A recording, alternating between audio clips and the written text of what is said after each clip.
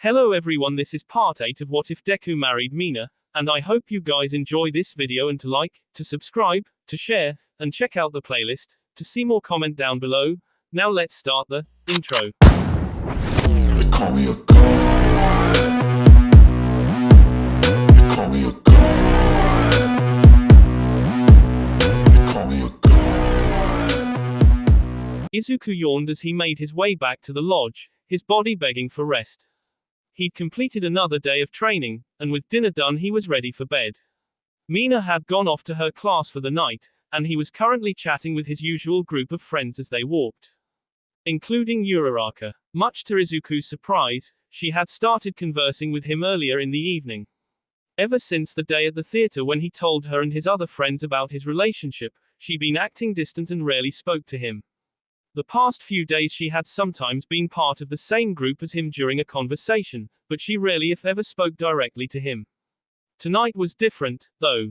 Izuku was relieved. Of course, he had begun to suspect his friend was upset with him about something, or that something in her private life was stressing her out. He would have tried to approach her sooner, but the training had made that difficult. As the group reached the point where the boys and girls had to part ways, Ida and Todoroki said the goodbyes to Uraraka before heading off. Izuku did the same, though as he was leaving he heard her call out to him. Hey, Deku ? Stopping, Izuku turned. Can I talk to you for a sec ? A little confused as to why she wanted to talk now, he nodded. Yeah, sure. He noticed she was fidgeting slightly, and looked a little nervous. Is everything okay ? Oh. Yeah, I'm fine. Just, Uraraka sighed, leaning against a tree slightly as she looked at the ground. Look, I'm sorry about the past week or so. Izuku's eyes widening slightly as her words caught him by surprise. What ? Sorry ? For what ? For just, kinda disappearing, I guess. I know we haven't spoken since that day we went to the movies together, and I feel bad. The brunette looked up at her green-haired friend. And please don't say, it's okay, or anything like that. It's not. Izuku shut his mouth, about to utter something along those lines. I don't want you to get the wrong idea. I'm not mad at you or anything. Well, is everything okay ? Why you still seemed bothered by something. He was happy to know it wasn't him, but he was obviously still worried about her. Yeah, I'm fine. I was dealing with some personal stuff, that's all. She was silent for a moment, almost looking like she wanted to say something else. Oh, but that's all set now. I had a talk with someone and I think I got it all sorted out. Another pause. Mostly. She was being oddly vague. Izuku wanted to ask more, but something told him she was leaving out details for a reason. I'm still trying to figure stuff out, but I just wanted to at least say sorry. She smiled. I don't want you to worry about me, okay ? After all, we're friends. Izuku couldn't help but notice her lips slightly quiver just before that last word. The two of them stared at each other for a moment. Izuku had more than a few questions. What was she dealing with ? Who was she talking to ? What was she still figuring out ? He had theories about each of those questions. And he could tell there was clearly something Uraraka still wanted to tell him. Wanted to, but wouldn't. Stepping back and thinking about it, Izuku had a feeling he might know what it was. He swallowed some saliva as a strange mix of feelings washed over him. Joy, sorrow, embarrassment, guilt. Uraraka, he reached out an arm. Deku, please. The girl took a step back as she spoke, recoiling slightly. She inhaled deeply. Like I said, I don't want you worrying about me. Okay ? Izuku was silent for a moment, but eventually nodded. Yeah, okay. Perhaps some things were better left unsaid. Good. Then I'll see you tomorrow. Saying goodbye, Uraraka turned and left. Izuku could have sworn he saw a glint in her eye as she did. He stood still for a long while, thinking to himself. All the time he'd spent with the brunette, the bond they shared.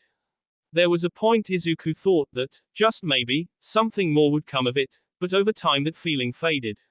Uraraka was a good friend. He'd go as far as to say his closest friend.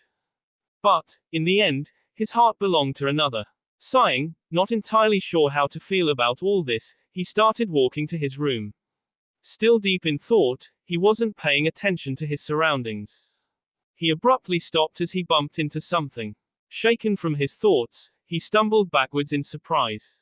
"Ah, hey, watch it you goddamn," the something turned, scowling as it did. Bakugo growled slightly as he realized just who it was that had collided with him before turning back around. Minasori, Kaken, I. Quit fantasishing about raccoon eyes and watch where the fuck you're going, dipshit.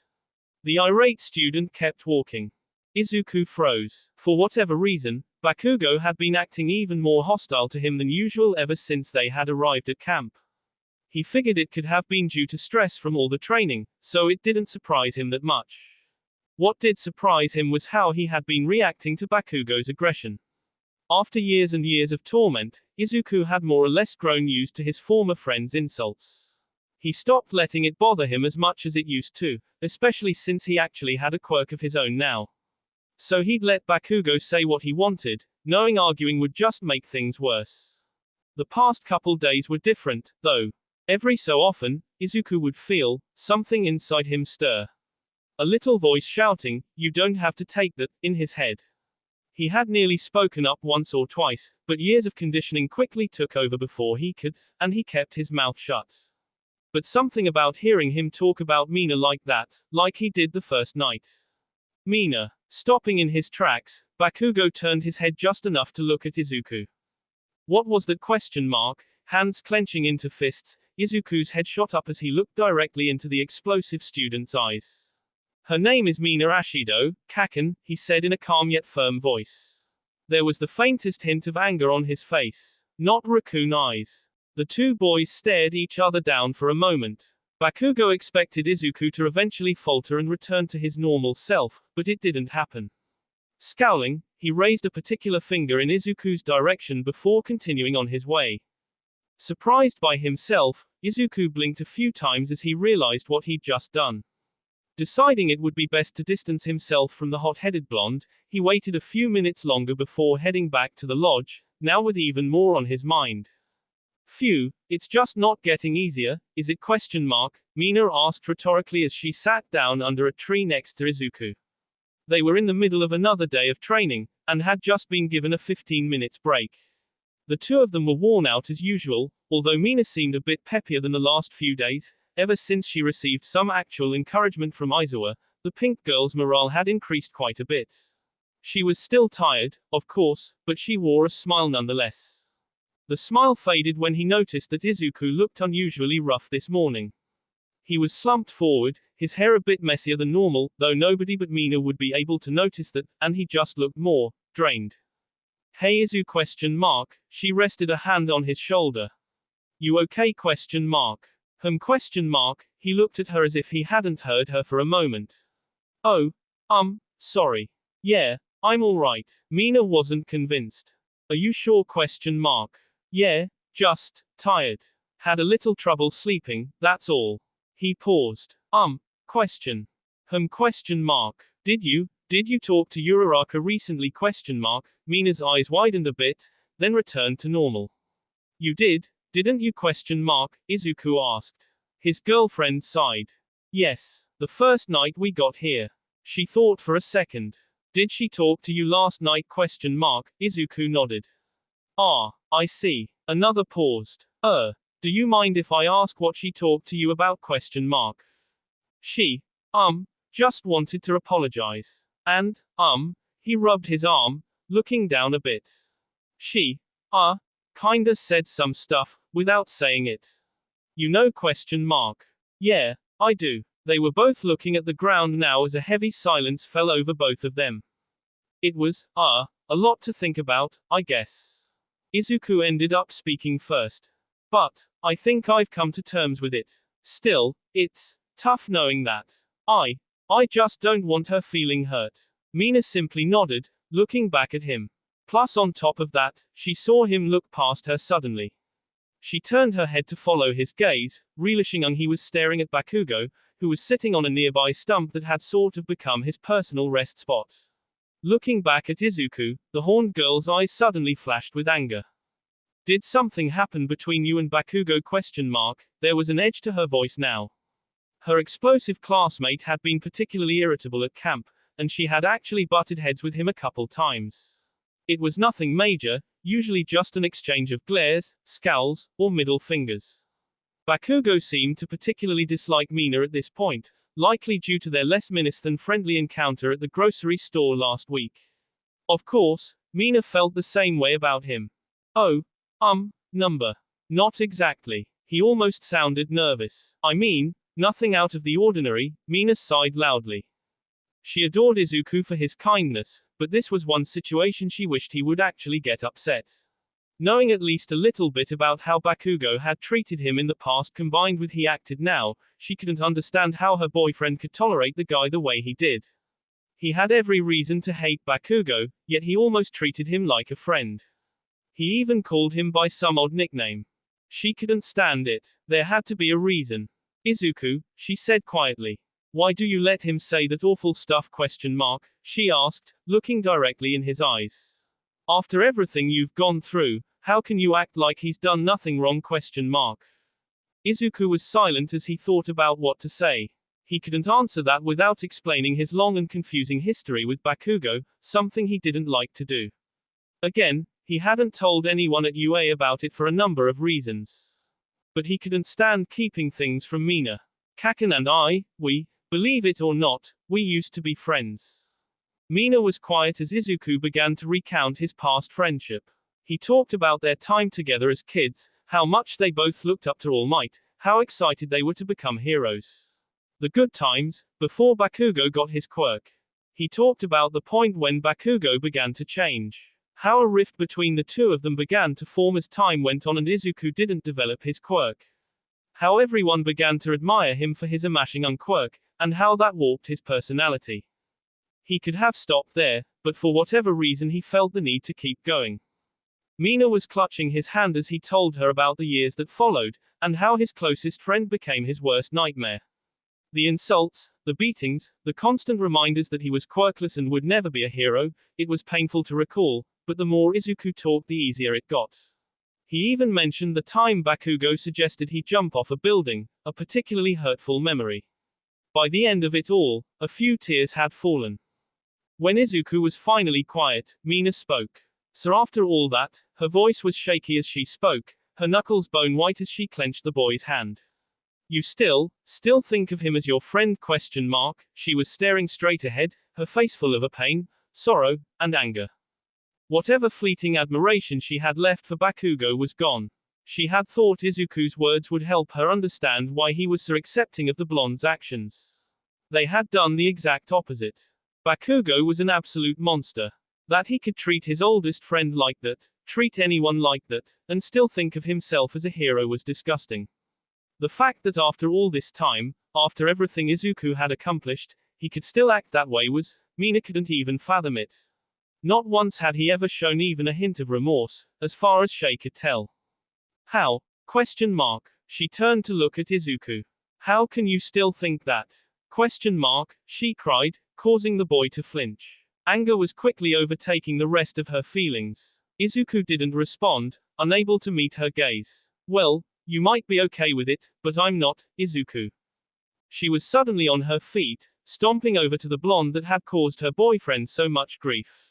She was halfway to him before Izuku realized what was happening. Mina, wait. She didn't slow down, of course. Izuku leapt to his feet, panicking.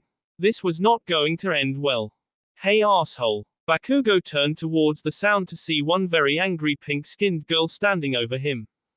The hell do you? What is wrong with you?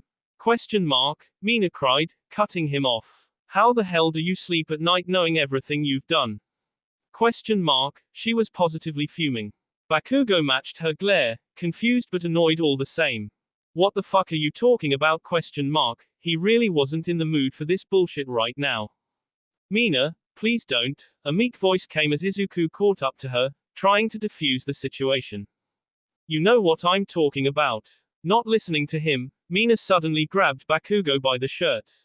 Everything you've done to Izuku, just, how can you go on like nothing's wrong knowing how awful you are? She exclaimed. Get the fuck off me. Bakugo roared, shoving her away as he sprang to his feet. His hand sparked a couple times as he leered over her. Why should I give a shit about someone like him, huh? You were his best friend. Mina screamed back, not letting his display intimidate her. At this point, their shouting had gotten the attention of some of the nearby students. He looked up to you, and what do? You beat him, you abuse him, you tell him to kill himself.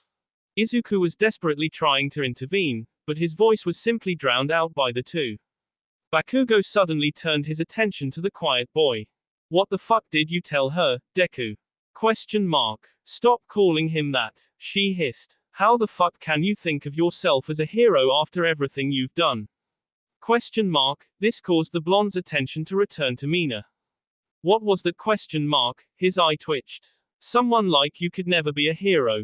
This seemed to strike a nerve with Bakugo. The fuck, do you say, you pink bitch? He bellowed. You think your flunkie ass has any room to talk? Hearing her of all people saying that sort of thing pushed Bakugo over the edge. Who the fuck did she think she was? He finally managed to break Mina's guard with this as she struggled to retort. You're the one wasting all her time doing fuck all. Don't act like you know what the fuck makes a hero. Deciding he'd had enough, he turned to leave. Mina opened and closed her mouth a few times, trying to form a coherent thought through all of her anger. Some of their classmates had been drawn to the scene, and were murmuring amongst themselves. Suddenly, a single voice called out, "Apologize, Kaken." Bakugo froze in place. The crowd was silent. Mina, shocked at what she just heard, turned. Izuku stood tall, a fierce look in his eyes as he glared at his childhood friend. And he sounded, Mina had never heard him speak in that sort of tone before. What? Bakugo turned, remembering their conversation last night. He scowled, walking up to Izuku. What was that? Izuku had watched the argument in a panic, unsure of what to do. He was scared. He didn't like seeing Mina so upset. He had tried as hard as he could to get him to stop, but to no avail. The second Bakugo started insulting her, though, something in his mind clicked. He had put up with the taller boys' put-downs for years. He had endured everything that had been thrown at him. There was nothing Bakugo could do to him or say about him that would upset him at this point. But seeing him treat Mina like that sparked something inside him. This girl who had given her heart to him, made him feel so much joy, he couldn't stand to see someone talk to her like that. He now understood how she had felt. I said, apologize, he repeated, unshaken by Bakugo's threatening display as he bore down on the green-haired boy. I don't want you talking to Mina like that. There were whispers among the crowd. Izuku never talked to Bakugo like this, or anyone for that matter. Mina was conflicted. She was happy to see him standing up to Bakugo, but at the same time his demeanor was unnatural. Izuku didn't get angry. Bakugo blinked a few times, both amazed and enraged that Izuku was talking to him like this. The fuck? You don't want me to what? He laughed once. And what the fuck are you gonna do about it, huh? Izuku's hands started trembling as he clenched them into fists, but Bakugo either didn't notice or didn't care. I'll say whatever the fuck I want to her. He knew Izuku. He would sometimes puff his chest a bit, but any resistance and he was back to his normal worthless self. All talk. Izuku squeezed his eyes shut, gritting his teeth as he felt something bubbling up as the blonde kept speaking. Someone needs to tell that bitch. Shut up. A small crack asterisk rang out as Izuku's fist suddenly collided with Bakugo's face. A collective gasp rang out from the crowd of onlookers. Mina's eyes widened as she out a hand over her mouth, too stunned by what she just saw to say anything. Bakugo was sent reeling back, clutching his nose as he tripped over the stump he had been sitting on. Izuku's arm remained outstretched, his hand still a fist. There was the faintest trace of blood on his knuckles. There was complete silence. Bakugo slowly sat up, still clutching his nose as blood poured from it. He stared at Izuku in complete and utter shock. Izuku stared at his fist as he fully understood what he had just done. He looked at Bakugo, mouth agape. There was a mixture of fear and regret in his eyes. Kaken, I. The bloodied boy's face changed. In an instant, his surprise was replaced with the most intense anger Izuku had ever seen. Deekuuu. He roared, explosions blasting from his palms as he rocketed to his feet. You're fucking dead. Kirishima and Kaminari, who had approached Bakugo, attempted to restrain him, but were too slow. The explosion user charged at his attacker, letting out a war cry as he readied a punch. Izuku was too stunned by his actions to defend himself. Mina prepared to intervene, still in disbelief at what her boyfriend had just done. Just before he landed a hit, though, Bakugo suddenly found himself ensnared by some sort of cloth. He tried to force his way out, but he couldn't seem to generate any explosions.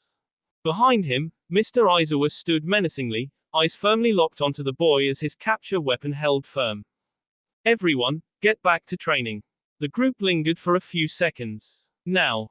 The crowd split in all directions as the students obeyed, not wanting to incur the Quirk Eraser's wrath.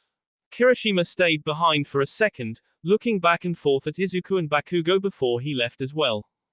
The captured student flailed on the ground as he struggled against the material binding him. His mouth was covered, so the only sounds he could make were muffled cries of rage. Mina grabbed Izuku's hand. Come on, Izu, let's minus. Hold it. Mina stopped, mentally cursing as Aizawa's voice called out to her. You two are coming with me. He kept his eyes on Bakugo as he spoke, his voice calm but authoritative. Why yes, sir, both Izuku and Mina said simultaneously. Izuku and Mina were silent as they sat down on the couch. They had been instructed to follow their homeroom teacher to the manager's office, with not a word spoken the whole way there. Bakugo was not with them. Aizawa had handed him off to Pixie Bob, telling her to keep his student occupied until he returned. While Mina knew she was in trouble, she was much more worried about Izuku. She was still having trouble coming to terms with the fact that he had actually just punched Bakugo like that. She still didn't know how to feel about it. While part of her was happy to see Izuku finally stand up to him, that was not the sort of thing she had wanted. Oh sure, Bakugo deserved it, but seeing Izuku just lose it like that was kind of scary. It just wasn't him. Looking at him, she could only imagine what he was feeling right now. He was leaned forward slightly, eyes vacant as he stared at the floor. He occasionally looked at his right hand, as if he still wasn't sure if he had really done what he had done. Aizawa sat down in a chair across from him, looking back and forth between the two of them. All right, he said after a moment. One of you want to try explaining to me what I just saw ? It was my fault. Mina spoke before Izuku had the chance. I was the one who started the argument. Of course, she didn't think she was in the wrong doing so, but her instinct right now was to take as much heat off of Izuku as possible. But sir, Bakugo is minus. I'm well aware that Bakugo is not blameless here. On some level, Aizawa could understand both Mina and Izuku's actions. Of course, they didn't make them acceptable. I will be talking with him at length about it after this. But the fact of the matter is this, Ashido, you instigated a confrontation with another student, one you knew has a particularly short temper. And Midoriya, he sighed. You acted out with violence against another student. Izuku finally seemed to react to this. His voice was meek. I'm so sorry. He was shaking slightly as he spoke. I don't know what happened, Mina could see the tears begin to fall. Oh God. He sobbed, covering his hands with his face as his whole body quaked. Mina rested a hand on his back as he cried. Aizawa shut his eyes, giving Izuku a moment. All right, that's enough, he said after a few minutes. His student slowly calmed down, looking up at his teacher. I could go on lecturing about how what you did was wrong, but you seem to be well aware of that fact. He paused, looking at both of them. Instead, I want to talk about the cause of all of this. Mina spoke up. The cause ? Her face hardened as she started to stand up. You mean the fact that Bakugo is a complete piece of shush? Ashido. The pink girl froze as the pro-hero raised his voice, glaring at her. She sat back down, shutting up. Sorry, sir. I understand you two are in a relationship now, Aizawa continued. And while there's technically nothing wrong with that, there are some things the two of you need to think about.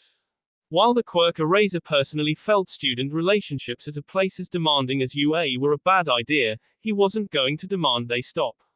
Hero work is dangerous. It requires one's full attention and constant focus. Even a moment's distraction can mean the difference between life and death, whether it be your life or someone else's. He had both of his students' full attention now. This situation happened because you each let your feelings for one another control your actions. That's a mistake you cannot afford to make in this line of work. He paused. In a crisis situation, losing your heads like that could lead to dire consequences for you and others. Do you understand that ? The two teens nodded wordlessly. Good. And to emphasize that point, Midoriya, you'll be joining the remedial classes for the rest of the week. Izuku's eyes widened. Furthermore, each of you will be staying after each night for an additional 30 minutes of work. Both students' faces turned slightly pale. The remedials weren't getting enough sleep as it was. What? Mina shouted. You can't, that's. She stopped as Aizawa gave her another hard stare. Yes, sir. Izuku repeated this. That's what I want to hear. Now, let's get back to the training course. Standing up, Aizawa led the two, now looking significantly more upset, out of the office. Come on, quit dragging your feet. The rest of the day passed by quickly. After returning to the others, Aizawa went off to speak with Bakugo in private, leaving Mandalay to watch over the remedials. Mina and Izuku didn't get any harsher training that day or anything, but something told them that was going to change starting tomorrow. The two of them ate dinner in relative silence. The atmosphere was incredibly tense that evening. Everyone kept a good distance from the two of them, particularly Izuku. He occasionally heard whispers mentioning his name, but he chose to ignore them. He was frustrated, to say the least. At Bakugo, at Aizawa, but mostly at himself. His teacher's words given him a lot to think about. Plus, the training combined with his lack of sleep wasn't helping his mood. Mina looked equally upset. Fortunately for the two of them, Bakugo wasn't around. Some of the students surmised he was receiving some private lessons about his conduct. Izuku had never felt this way before. He hated it. He put his utensils down as he finished his dinner. The second he did, he felt Mina's hand grab his. You done ? She sounded hurried and agitated. He looked at her and nodded. Good. Come with me. She stood, pulling on his arm. He didn't resist, getting up and following as she quickly left the clearing. He was a little nervous about what she was planning, but he also was happy to be away from the rest of the class. Plus, with how he was feeling, some private time with Mina was exactly what he needed. Deciding they had gotten far enough away from the others, Mina stopped by a tree, turning around. She was still holding his hand. Sorry about the rush, she sighed. I just wanted to be alone for a bit. They had about 10 minutes before class started. Man, what a shitty day. Izuku quietly agreed. I'm sorry I got us in so much trouble, Bakugo, he saw her eyes start to water. SSHH, he reached out, embracing her. She returned the hug, sobbing softly into his shoulder. It's all right. Let's just try to forget about it, okay? He just wanted things back to normal. Okay. They pulled away from each other, staring at one another. Without warning, Mina grabbed Izuku's face and pulled him in for a kiss. The action caught him off guard, causing his face to heat up slightly, but he quickly eased into it, putting his hands on her shoulders as he kissed back. The sensation of their lips against one another's made them each feel just a little bit better. Hoping to increase that feeling, Mina pressed herself against Izuku a little as she began to deepen the kiss. Izuku tensed up for a moment before responding in kind. Mina began stroking his head with her hands, her lips curling into a smile. More of her grief and frustration was drowned out by the pure bliss that washing over her. Izuku gasped as he felt something Mina's tongue enter his mouth, his whole body freezing up. His eyes shot open as he stared wide-eyed at Mina, who was staring back. He should stop this. He should pull away right now. But, it felt so good. His eyes closed as muscles relaxed, the voice screaming at him to stop slowly fading away. Finally giving in to the temptations he'd been experiencing all week, Izuku resumed. He made a soft moan, pleasure numbing his pain as Mina's tongue explored his mouth. He wrestled it for a moment with his own, savoring the taste. Feeling invigorated, he suddenly pushed up against her, pinning her against a tree. They continued to make out, their hands exploring each other's bodies a bit. They had completely given in to their lust for one another by this point. Their kissing was rough and sloppy, and their brains weren't really in control of their bodies anymore. All the troubles from that day were washed away by the flood of sheer desire for one another. Izuku had never felt anything like this. All of his inhibitions were gone, his id having taken complete control of his psyche. Every sensation he was experiencing was Mina. His hands, rubbing the sides of her waist, began traveling up her torso. The rested on her S. He needed more of it. More of her. Ah! Mina cried out in pleasure as he did, her back arching somewhat as Izuku squeezed. It was this sound that brought both of them back to reality. Their lips separated as they gawked at each other in shock. Izuku looked down, seeing where his hands still were. He screamed. Leaping back, he tripped over himself and fell on his rear. Mina collapsed against the tree, clutching her chest with one hand. They both were gasping for breath, their faces burning hot as they continued to stare at each other in disbelief.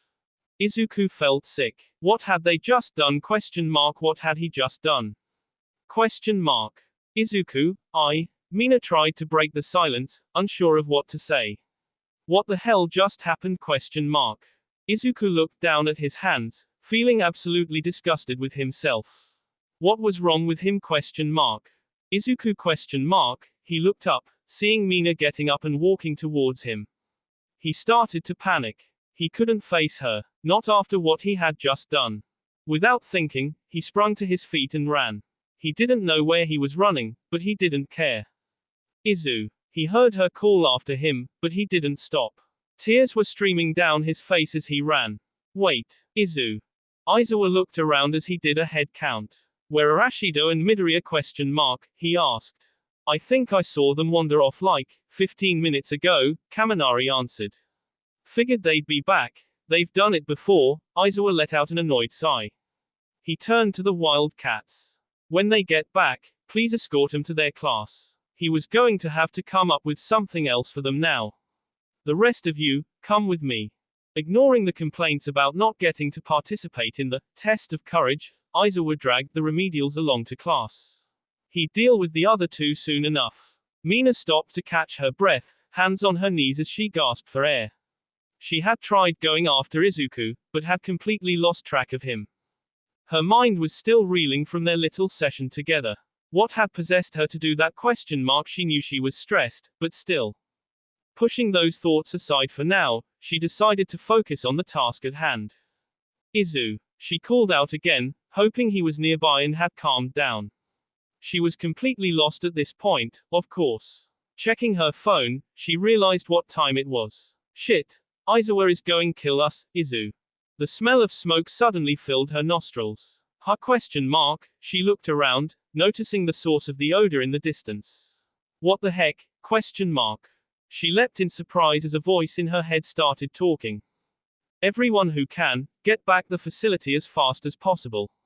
If you encounter a villain on the way, do not engage under any circumstances. We're under attack. 2 villains, with a possibility of more. All color left Mina's face. Villains? Here? How? They had specifically gone here to be safe from a possible attack. Well, an unfamiliar voice made the terrified girl's blood run cold. Turning her head, her eyes widened as she found herself staring at a horrifying sight. A tall, lithe man with black spiky hair stood before her. He wore a dark open jacket with a white shirt underneath. What frightened Mina were what appeared to be stitched on patches of purple wrinkly skin that covered his arms, neck, and the lower half of his face. The villain smirked. Look who we have here. Izuku came to a stop as Mandalay's message played in his head. His arms hung limply at his sides as he stared ahead at nothing, jaw agape. Any thoughts about his close encounter with Mina vanished. Had he heard that right? They were under attack? There were villains here. How had they known? Why were they here? Was it the lead? Were the others okay? His eyes widened. Mina. Like him, she was likely lost in the middle of the woods. She was all alone. The thought of her being in danger sent the boy into a panic. She was somewhere out there, likely as scared as he was now, with nobody else around. And in his mind, he was the one to blame for that. Oh God, oh God, oh God, oh God. Izuku clutched his head as he began to hyperventilate. What do I do? What do I do? Question mark, she could be hurt, or worse, and it was his fault. What did he do? Question mark. In a crisis situation, losing your head's like that could lead to dire consequences for you and others. Izuku stopped freaking out as Aizawa's words echoed in his mind. His breathing slowed. He took his hands off his head. Slowly, he forced himself to calm down. His teacher was right, of course, he couldn't afford to lose it right now. And Mina wasn't the only one in danger. The young hero in training, now more focused, quickly surveyed his surrounding to make sure he was safe. Confirming there were no signs of villains in the area, he activated full cowl and rapidly climbed the tallest tree he could find. He broke through the canopy, allowing himself to get a full view of the surrounding area. He quickly spotted the lodge area, where he had been instructed to head. He also spotted a large plume of smoke some distance away from the buildings, likely the results of a fight going on. He also spotted a familiar ridge, gasping when he did. Kota. Without thinking, he began moving towards the ridge as fast as he possibly could. While he was certainly worried about Mina as well as the rest of his classmates, the fact of that matter was they had encountered villains before. He had faith they would be able to fight back, or at least get away. But Kota was another story. First him, then Mina. This couldn't be happening. Mina's eyes darted around, quickly checking to see if anyone else had found her. Relax, little lady. Just you and me. The stitched man seemed incredibly nonchalant. Let's see, pink hair, pink skin, weird black and yellow eyes, yep, you must be Mina Ashido. He held a hand out towards the girl, palm outstretched. Boss had special orders for you. Mina had never been so thankful for her naturally fast reflexes as she just barely managed to avoid getting incinerated by an enormous jet of dark-colored flame erupted from the man's hand. Diving to the ground, she rolled a couple times to get behind a large tree. Holy shit, she whispered, her skin tingling from the heat. That attack hadn't seemed serious, yet it easily rivaled anything she had seen Todoroki do with his flames. This guy was different from the villains her class had taken on at the USJ. And what did he mean about his boss? Mina obviously didn't have time to think about any of this. Using her quirk to boost her speed, she slid out from behind the tree just before another blast of flame struck it. Quick one, aren't you? The villain seemed amused. Just what you'd expect from UA. Ignoring the comments, Mina attempted to counterattack by launching some globs of acid at him. Before they even reached their target, though, the man held up his hand again and launched another burst of sinister-looking flame. The acidic projectiles were engulfed by the attack, evaporating almost instantly. Shit, she didn't want to fight this guy. Frankly, she didn't think she could at this point, but she didn't feel confident that she could just run away. His attacks were long-range and covered a huge area, and his reaction time seemed quite fast. She would need to distract him or something before attempting an escape, even if it was only for a few seconds. Avoiding another shot, Mina became aware of the spreading fire all around. The stitch-faced villain's attacks had ignited a good portion of the surrounding foliage, and the flames were quickly spreading. Thick, gray smoke was filling the area. She got an idea. Swerving once again, the acid-sliding girl dashed for a particularly dense cloud of smoke. She entered it, ignoring the stinging feeling in her eyes as she moved. Clever, the assailant said as he launched a blast at the smoke cloud. The speed and force of the flame jet pushed some of the smoke aside, but Mina was nowhere to be seen. Very clever. He looked around, wary of a flanking attack. When he noticed no signs of the girl, he started moving in the direction she had gone. The fire he had made continued to spread, making this particular spot a little too dangerous for him. Nearly a minute after he had left, Mina sprung to her feet from beneath the smoke cloud, running out of it as fast as she could. Coughing and choking as she gasped for breath, the terrified girl started running in what she estimated was the opposite direction the villain had gone, trying to get away from the smoke and fire. She had made a gamble, but it seemed to have paid off. The moment she entered the smoke, she had dived off to the side and laid prone, covering his face to shield herself from the smoke. She had felt the heat on her back of a flame blast passing over her, and heard the sound of footsteps moving away. Not slowing down despite being out of breath, Mina blitzed through the woods. She didn't know where she was going, but she wanted to make sure she got some distance between her and that villain. From there, she'd find a way to get her bearings and try to get back to the lodge safely. While she was obviously worried about Izuku, she also knew he was good at keeping his head on in these kinds of situations, and had likely formed a similar plan. She just prayed he was safe. She had many questions, of course. Why were these villains here? How did they find the camp? Who was this boss? Was it the League of Villains attacking? And what did that fire guy mean when he said he had special orders for her? She had many questions, but she couldn't spare the time to think about them now. This was a life or death scenario, and she needed to keep her focus. Uraraka and Tsuyu cautiously moved down the forest path, keeping their eyes peeled for students waiting to scare them. I think I just heard a scream, Uraraka muttered, moving closer to her amphibious companion. We'll be fine, Ribbit. Tsuyu, naturally, seemed to be showing no fear. Her friend nodded, but remained tense. It had been a tough day for Uraraka. While confessing, but not really, to Izuku last night had helped ease her mind on the matter somewhat, she still wasn't quite over it. But at the very least she was able to talk to both him and Mina again, even if she hadn't fully come to terms with their relationship just yet. But she was getting there. The heated exchange that had occurred today wasn't helping her mood, of course. She'd never seen either of her friends get that upset before. It was kind of scary. Like these woods. Shaking her head, the brunette refocused on the task at hand, looking out for scary students. Both she and Tsuyu leapt in surprise when Mandalay's message played in their heads. After processing the information for a few seconds, the two girls looked at each other in terror. Villains? Here? Uraraka stammered. But how? Okako, look out. Izuku ran as fast as he possibly could, forcing himself to ignore the agonizing pain most of his body was currently experiencing. His shirt was completely gone, his arms were wrecked, and his left eye was nearly shut from the swelling around it. Kota clung to his back as he ran, still in awe at what he had just witnessed. The injured student had arrived just in time to stop a villain from attacking the child. The battle was grueling and easily the most difficult one Izuku had ever fought, but he had ultimately emerged victorious. But in the process, he had learned some very important information. Some of his class was being specifically targeted by this attack. He himself seemed to be a target, and it seemed Bakugo was as well. But there could be more. Like Mina. It was why, despite his immense injuries, Izuku couldn't stop. He couldn't return to the lodge now, not when he knew there were others were in danger. Mina, Bakugo, everyone, he couldn't stop until he knew they were safe. Not if he ever wanted to call himself a hero. Hey, over there. Kota's voice shook him from his thoughts. Turning towards where the boy was facing, Izuku gasped.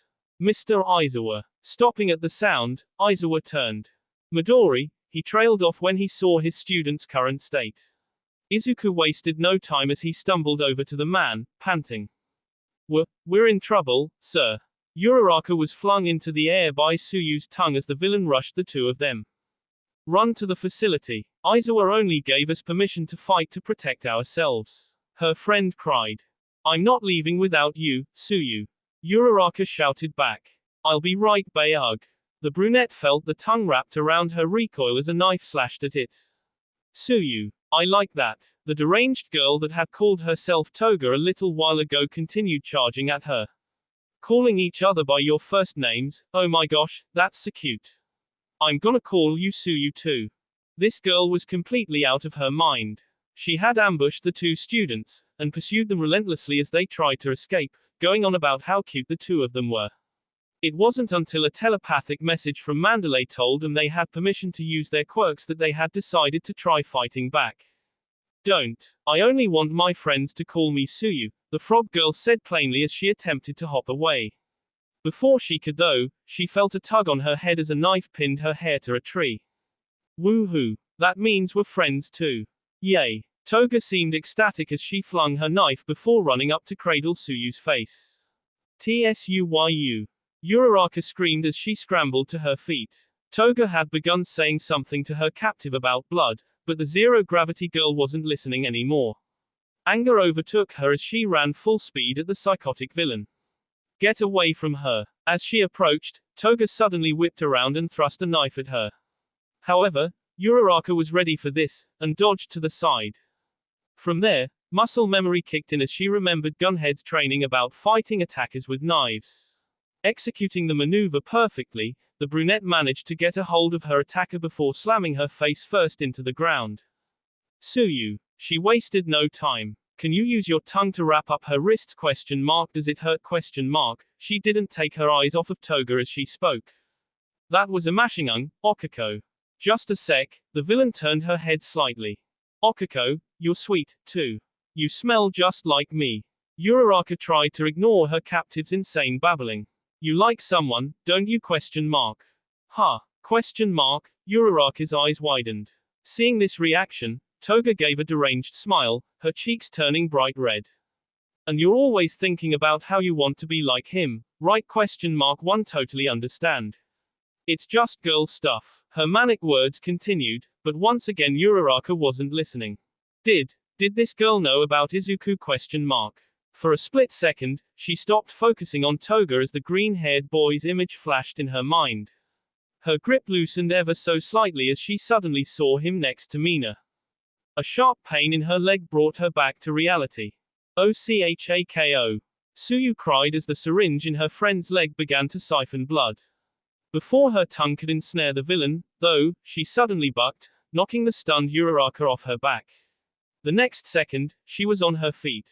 Shit. Uraraka cursed as she clutched her bleeding leg. How could she have let herself get distracted like that? Uraraka. A male voice called out in surprise. Turning her head, the brunette saw several familiar faces emerging from the trees. Shuji. Everyone. Suyu sounded relieved. Toga responded to this turn of events by breaking for the trees. Well, you got help, and I don't wanna get killed, Sabaifa. Trailing off, the crazed girl's eyes lingered on Izuku for a moment before she disappeared. Wait. Uraraka got to her feet to pursue. There was no way she was letting the psycho get away after that. Stop. Suyu shouted. We still don't know what her quirk is. It's too dangerous. The frog girl's friend gritted her teeth. As much as she didn't want to admit it, Suyu was right. Besides, they had been instructed to avoid combat if possible. Who was that? Izuku, who was being carried by Shuji, asked. A villain, and a damn crazy one too. Uraraka answered. Finally getting a good look at Izuku, she gasped. Deku, what happened? His body looked completely wrecked. Don't worry about me, what about you?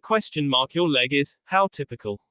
Always worrying about everyone else instead of himself. I can still walk, it's fine, she insisted.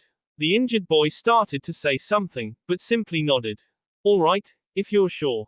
Oh, one other thing, have either of you seen Mina? Uraraka felt her stomach tighten. He didn't know where she was? No, I figured she'd be with you, she said, worry on her face. If she wasn't with him, then where? We got separated. There was clear guilt in his voice. Just before the villains started attacking. He fell silent. Izuku. Hey, we shouldn't be standing around. Let's get moving. Suyu chimed in. While she was of course worried about Mina, the fact was they were all still in danger. Alright, Izuku nodded. We were escorting Kaken back to the facility. You should both come with us. The two girls looked at him confused. What? Well, if you're escorting Bakugo, Uraraka had a feeling she didn't want to ask this. Where is he? Mina leaned against a tree, clutching her chest as she stopped to catch her breath. She had lost track of how long she'd been running. Once she was certain she had lost the villain that attacked her, the pink girl had used her quirk to quickly scale a tree and get her bearings. Once she had figured out where the facility was, she immediately began heading in that direction, and hadn't slowed down since. At some point she had received a message from Mandalay stating that Aizawa had permitted her and the rest of the students to fight back if they needed to. Fortunately, Mina hadn't run into any villains since then, so she didn't have to worry about that. However, she also hadn't found any of her classmates, meaning she was still all alone. Bakugo had been called out specifically for some reason, but Mina didn't have time to question why. Right now, her priorities were getting to safety and helping anyone she came across. After taking a moment to rest, the pink-haired girl continued to move through the woods. However, she only managed to take a few steps before a familiar voice got her attention. "Oh my gosh, Mina?" She stopped, turning her head. A wave of relief washed over her as she saw Uraraka emerge from the brush. She looked a little scuffed up, but seemed fine overall. "Mina, are you okay?" Mina dashed to her friend, embracing her. "Okako, I'm fine." She was overjoyed to see a friendly face. She released her friend, looking her over. "What about you? Are you hurt? The brunette shook her head. "I had a run-in with a villain, but managed to get away." She looked around. They might be close by, so we should get moving. A bit startled by this revelation, Mina nodded. "Right." She turned away. "The facility's this way, sir." She cried out as she suddenly felt a sharp pain in the side of her neck. Whipping around, she saw Uraraka holding what looked like an empty syringe, an unsettling smile on her face. Wah! A strange feeling came over Mina. Her vision began to blur as her whole body started to feel numb. She clutched the side of her neck as she staggered back, staring at Uraraka with confusion and fear. The whole world began to spin and sway as the numbness intensified. Her friend slowly approached her, the smile never leaving her face. "Wow, that stuff works fast." She spoke in a voice that was clearly not her own, looking at the object in her hand. "Oh, ko? ? Mina's speech was slurred as she collapsed against a tree, her vision growing cloudier as she felt her eyelids droop. "You have great taste in men, by the way." Uraraka giggled. It sounded extremely cheerful, yet there was a sinister undertone to it. Darkness came over the delirious girl as her consciousness finally faded. Jiru gasped for breath as she suddenly regained consciousness. It took her a moment to realize she had some sort of mask on. What the? She quickly realized she was being carried by someone. "Hey, who's Jiru?" Yaoyorozu's voice came from above her, muffled by what Jiru assumed was another mask. Her classmate set her down, then helped her to her feet. "Are you alright?" Upon seeing her classmate, and some other students carrying unconscious bodies, wearing a gas mask, Jiru quickly remembered what had happened to her. "I'm fine, I think." "What happened?" She recalled breathing in something odd before passing out. "A villain was responsible for the poison. It seems to have stopped, so I believe someone took him down." She paused. "Still, we should keep these on just to be safe. At least until we get to safety." Jiru recalled hearing something about villains just before she lost consciousness. She nodded in agreement. "Anyway, we need to keep moving." "Wait." Jiru held up a finger. "Before we do that, let me make sure nobody else is nearby." She began using her jacks to probe the surrounding area for any unusual sounds. After several seconds, she picked up something. "There are footsteps, that way." She pointed to where she sensed the vibrations. "A villain?" Yaoyorozu looked in the direction her classmate pointed, sounding worried. I don't think so." Jiru could estimate a person's size by their footsteps. "It sounds like someone about our age. If it's one of us, we need to help them." One of the other nearby students, someone from 1B, yelled out. "Agreed. But we should be cautious, it could still be dangerous," Yaoyorozu advised.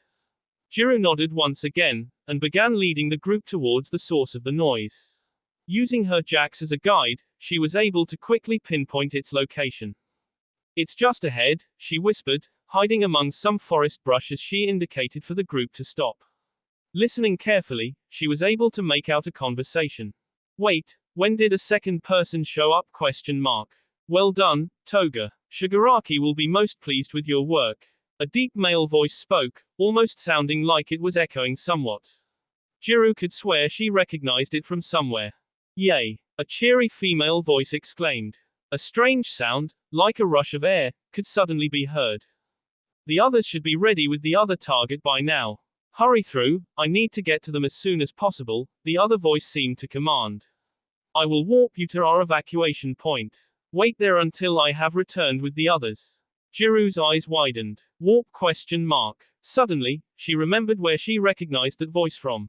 She moved up so she could confirm her suspicions. Sure enough, there was a large, swirling mass of purple and black floating about 40 feet ahead. Black Mist, a member of the League of Villains. And next to him, walking through his warp gate, was a very young-looking girl holding. Jiro screamed. We did everything we could, Deku. Izuku didn't react to Uraraka's words as he laid on his hands and knees, tears streaming down his face.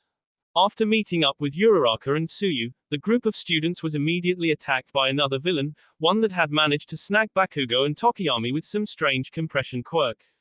After an intense battle that even more villains got involved in, the two captured students were freed from the magician-like villain's grasp. Tokiyami was ultimately fine, but at the last second, just before they could save Bakugo, one of the villains grabbed him. Izuku had charged the man with stitches on his face, but he had been too slow. Right before his eyes, he watched his childhood friend disappear into the void. They had failed. He had failed. His friends were gathered around, trying to console him, though they of course were feeling almost as devastated as he was. They were unsuccessful, of course. They had been watching him lie on the ground for several minutes now. Midoriya, listen. Todoroki, who had been fairly quiet this whole time, suddenly spoke in a firm voice. I understand what you must be going through, but we can't stay here. The others looked at him. We're all still in danger. These words seemed to get a reaction from Izuku as he tilted his head towards Todoroki. There may still be villains around. That girl Uraraka and Asui were fighting wasn't here, for instance. Izuku looked up at him, not saying anything for a moment. Despite his grief, the green-haired boy had to agree. He still needed to make sure the rest of his friends were safe. Right. He struggled to get to his feet, though the pain from his injuries was finally setting in. Shuji helped him up, placing him on his back. They moved at a hurried pace, eventually managing to reach the facility without any further incident. Aizawa and several other students were already present inside the mess hall, where they had set up a makeshift infirmary. Izuku frantically looked around, wanting to make sure everyone was okay. The majority of his class was here, much to his relief, but he didn't see Mina anywhere. The situation with Bakugo was reluctantly explained to Aizawa. Even he wasn't able to hide his shock at the news.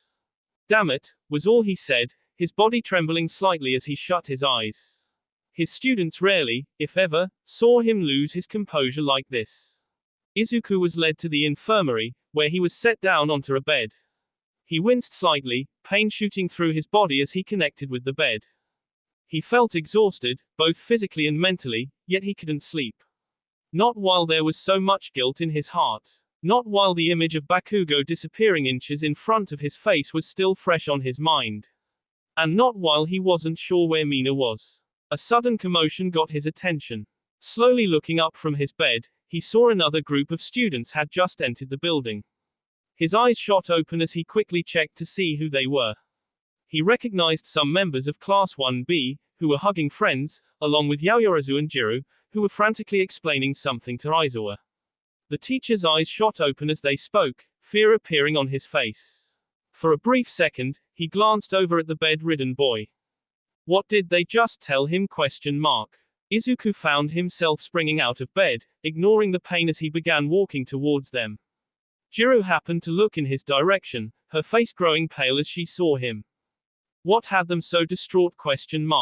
Before he could reach the group, the earphone jack quirk wielder intercepted him. Jiro ? As she got closer, he noticed signs that she had been crying, which made him even more concerned. Jiro didn't cry. What's wrong? What happened? Midoriya. She sniffled. I'm Mina, so sorry. She clenched her eyes shut. Izuku's heart began to pound. What was she crying about? Why had she looked so afraid when she saw him? We tried to stop them, but, she paused, as if she couldn't bear to say the rest of the sentence. Jiro, what happened? Izuku's voice was frantic as he repeated his question. Stop who? Why? He suddenly felt like here was a lead weight in his stomach. They took her. The invisible girl cried as she hugged Izuku, sobbing into his shoulder. They took Mina. Izuku's world was suddenly silent. His whole body felt weightless as he stared ahead at nothing. Mina was gone? No, he must have heard that wrong. There was no way they couldn't have. Izuku suddenly felt lightheaded. He felt himself begin to fall. It was as if his brain was shutting down before it could be overwhelmed by grief. The boy fell limp in Jiru's arms as he fainted. Tomura Shigaraki looked over his underlings for a moment. More of them had ended up making it out than he expected, if he was going to be honest. His eyes settled on the stitch-faced man, who was holding an unconscious Bakugo by the collar. Hey now, Dabi, don't be so rough with our guest like that. He waved a hand towards the door leading to the basement of the hideout. Go find him a room, would you? And don't be too harsh with the restraints. We want to make sure he's comfortable. He had gone through a lot of work to secure this blonde brat, and he wanted to make sure things went smoothly. Sure thing, boss. Oh, is he gonna be our new friend? Toga asked in a bubbly voice, sitting on the counter of the bar as she kicked her legs back and forth. That's right, Toga. A new friend. The leader of the League of Villains grinned as he spoke, though it was partially obstructed by the hand on his face. Yay! Toga clapped, giggling. She looked down at the unconscious Mina at her feet. What about her? Is she a new friend? Shigaraki looked down at the girl, and then at his hand, still scarred from the burn it had received roughly 2 weeks ago.